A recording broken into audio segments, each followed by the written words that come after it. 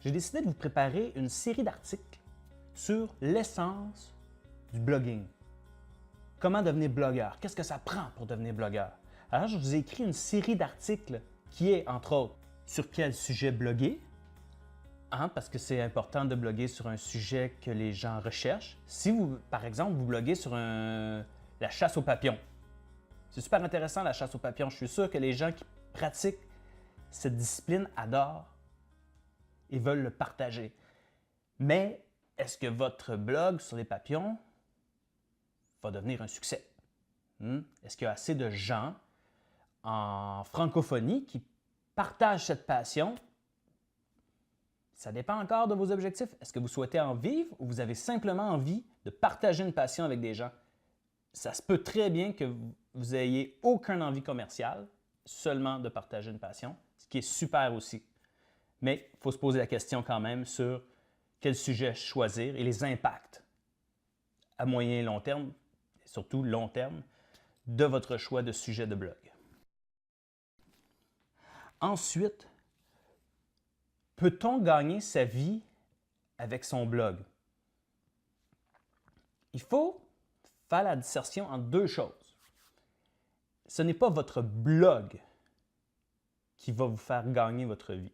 Votre blog va principalement servir à une chose: développer votre autorité dans un sujet X.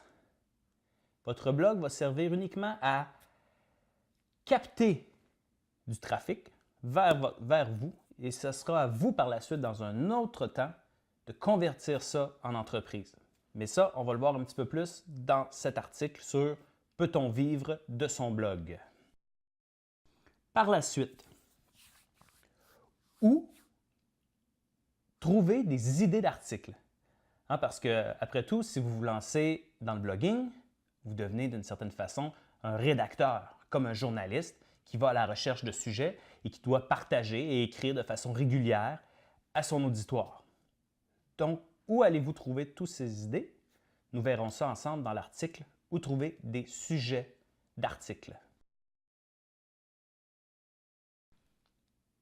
Comment faire pour que les internautes vous trouvent?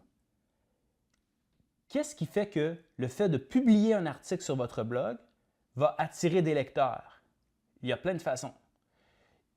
Mais la principale, c'est, je ne sais pas si vous avez déjà entendu parler, c'est le SEO ou Search Engine Optimization ou optimisation pour les moteurs de recherche ou référencement web. Ce sont tous la même chose. Les moteurs de recherche fonctionnent avec des mots-clés. Google, Bing ou autres moteurs de recherche analysent votre site pour donner un score. Et encore là, il y a une multitude de détails qui font la différence entre les internautes qui vous trouvent ou votre article perdu dans les néants du web. C'est ce qu'on va voir dans l'article « Comment les internautes vont vous trouver ». Ai-je les compétences pour bloguer? Les compétences? Oui. Je crois que tout le monde a une certaine compétence qui leur permet de développer un blog. Mais dans l'article « Ai-je les compétences pour bloguer ?» je vais vous expliquer en gros c'est quoi bloguer, comment le faire et surtout, il faut le faire dans le plaisir. Si pour vous, c'est une corvée d'écrire des articles, honnêtement, vous n'irez pas loin dans le web parce que bloguer, à la base, c'est la rédaction de contenu.